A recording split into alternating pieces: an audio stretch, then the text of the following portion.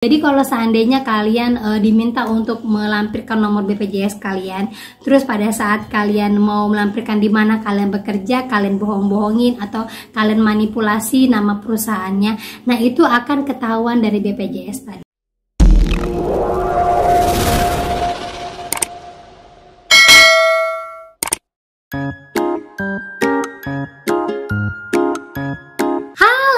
Assalamualaikum warahmatullahi wabarakatuh. Apa kabar teman-teman semuanya? Semoga sehat walafiat di hari ini. Masih setia ya di channel saya, channel Desi Sutriani. Kita akan update terus apa-apa saja perkembangan dari pinjol mulai mendekati akhir tahun. Apa-apa saja yang sudah disiapkan pemerintah untuk perkembangan pinjol-pinjol yang ada di Indonesia. Oke teman-teman, kali ini saya akan bahas tentang saldo BPJS yang dipotong oleh pinjol. Nah, kita akan lihat apakah benar pinjol bisa memotong langsung buat saldo BPJS kita. Nah, kita akan bahas, tapi sebelumnya buat kalian yang baru aja bergabung di channel saya, jangan lupa klik tombol subscribe-nya, nyalakan notifikasi loncengnya agar terus terhubung dengan saya. Oke teman-teman, ini dia buat kalian.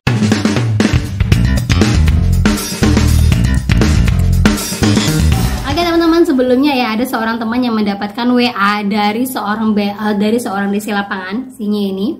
Nah, dia akan mengatakan bahwa kalau kalian tidak terus mengindahkan pesan ini, kalian tidak akan bisa menikmati kredit lagi, tidak akan bisa menaikkan limit dan saldo BPJS karena akan terpotong. Nah, itu bener nggak ya? Kita akan lihat ya. Tapi sebelumnya kita akan bahas dulu tentang salah satu komen. Maaf saya tidak screenshot kemarin ya, tapi kalian mungkin bisa baca lah di kolom-kolom komentar yang ada di vlog-vlog saya. Nah, jadi ceritanya seperti ini buat kalian semua yang baru aja menikah, yang baru terus punya cita-cita ingin punya rumah ataupun punya usaha ataupun mungkin mau melakukan pinjaman perbankan untuk membayar biaya-biaya selepas menikah ya. Buat kalian semuanya harus saran dari saya, haruslah jujur kepada pasangan kalian, baik itu pasangan laki-lakinya, baik itu pasangan perempuannya, karena ini berkaitan dengan keuangan. Saya kasih tahu ya, yang namanya rumah tangga itu sangat sensitif untuk kaitan dengan keuangan. Jadi mengatakan bahwa dia baru nikah, terus mau melakukan pengajuan pinjaman. Nah, di situ baru ketahuan ternyata istrinya punya call 5 di perbankan sehingga dia tidak bisa melakukan pinjaman. Nah, dia sudah coba untuk konsultasi kepada marketing banknya, katanya ada yang bisa, ada yang enggak. Jadi dia minta saran dari saya bagaimana sebaiknya, apakah dia bisa melakukan pinjaman lagi ataukah tidak karena kondisi istrinya. Nah, jadi saya kasih tahu buat teman-teman semua ya. Jadi di sini ada dua kemungkinan. Yang pertama, kalau kalian baru menikah, otomatis biasanya kalian belum menyatukan kakaknya masih sendiri-sendiri, masih ikut orang tua gitu ya. Jadi kalau masih kakaknya sendiri-sendiri, kalian bisa mengajukan ke bank untuk pengajuan pribadi, bukan yang berumah tangga. Misalnya kalian itu sekarang kondisinya call 1, istri kalian call 5, kalian bisa katakan kepada banknya bahwa saya belum menikah, KTP-nya pasti belum ganti kan ya. Kalau kakaknya belum jadi satu, biasa KTP-nya belum ganti, masih berstatus lajang. Nah, di situ kalau seandainya kalian mau pinjam rumah, mau mengambil rumah, KPR rumah, ngajukan perbankan atau modal usaha, itu biasanya bisa asalkan kalian tidak punya pinjaman lain di bank. Misalnya gaji kalian misalnya 5 juta, mau melakukan pinjaman misalnya 20 juta dengan cicilan 1.500.000 selama 2 tahun, itu biasanya lolos. Kalaupun kalian mau mengajukan KPR, itu juga biasanya lolos asalkan gaji kalian memungkinkan untuk membayar cicilan KPR rumah kalian. Itu kondisi dalam konteks kalau kakak kalian belum menjadi satu.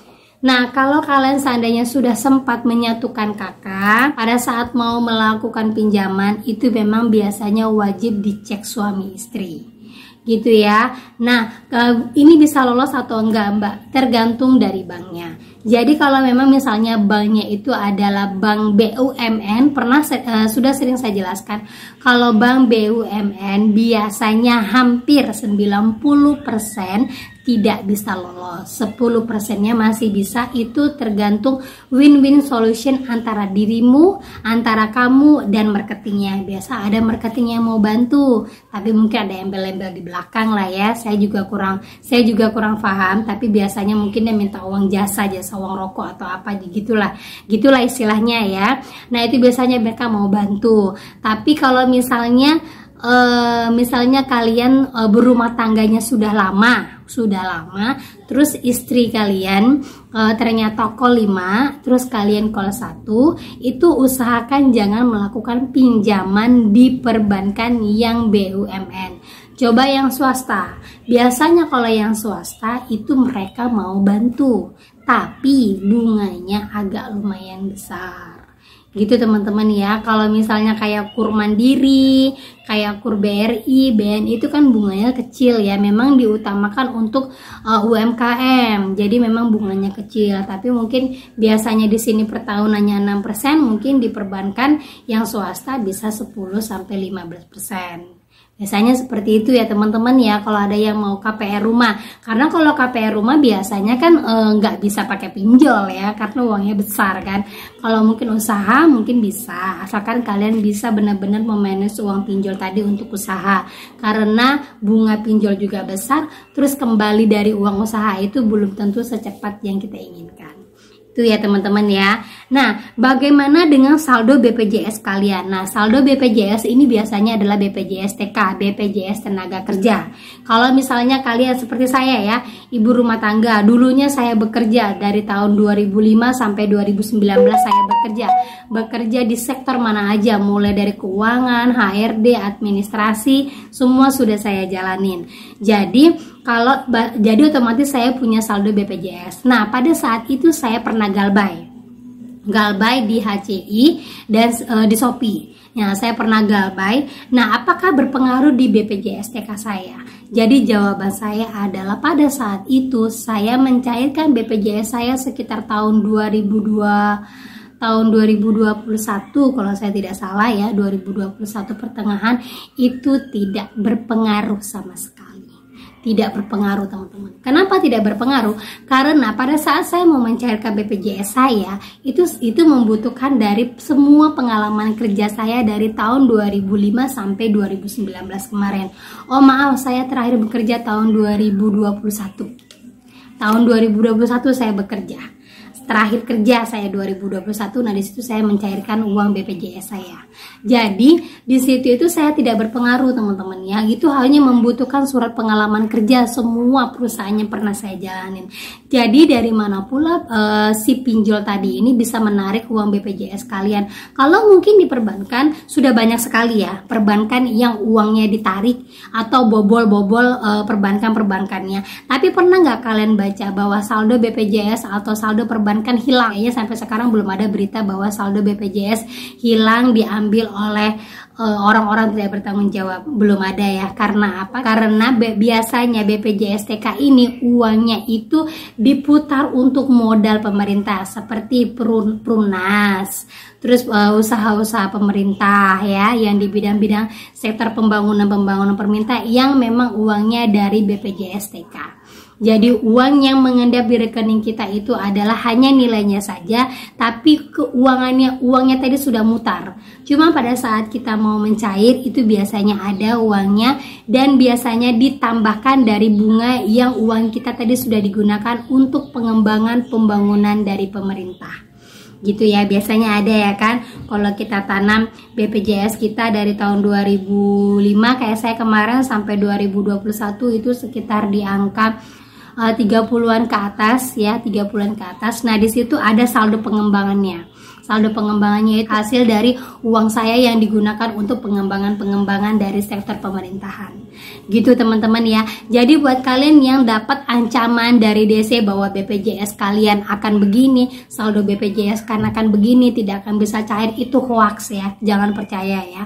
Dan juga kenapa ada sebagian pinjol yang memang membutuhkan BPJS untuk pengajuannya? Jawabannya adalah itu hanya untuk mengetahui kalian bekerja atau tidak. Nah, nanti dari BPJS itu akan kelihatan kalian bekerja di mana. Jadi kalau seandainya kalian diminta untuk melampirkan nomor BPJS kalian, terus pada saat kalian mau melampirkan di mana kalian bekerja, kalian bohong-bohongin atau kalian manipulasi nama perusahaannya, nah itu akan ketahuan dari BPJS tadi. Itu kalian bekerja di mana. Itu bisa dicek ya teman-teman ya. Itu ada sistemnya. Dulu saya pernah bekerja sebagai HRD rumah sakit. Nah di situ saya bisa melihat di mana karyawan-karyawan saya pernah bekerja. Tapi untuk saldonya saya tidak bisa ngecek. Hanya untuk mengetahui di mana karyawan saya pernah bekerja. Gitu saja ya teman-teman ya. Jadi kalian gak usah takut. Jadi gak usah khawatir saldo kalian akan hilang, atau saldo kalian akan amblas, atau saldo kalian akan begini begitu.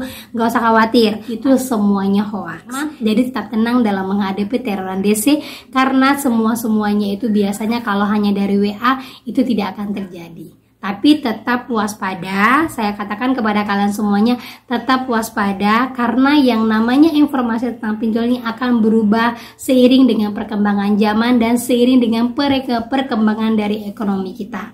Gitu ya teman-teman ya. Oke, itu saja yang bisa saya sampaikan buat kalian semuanya. Tetap semangat dan tetap mawas diri, dan semoga informasi ini menjadi mood booster juga buat kalian. Akhir kata saya ucapkan, Assalamualaikum warahmatullahi wabarakatuh.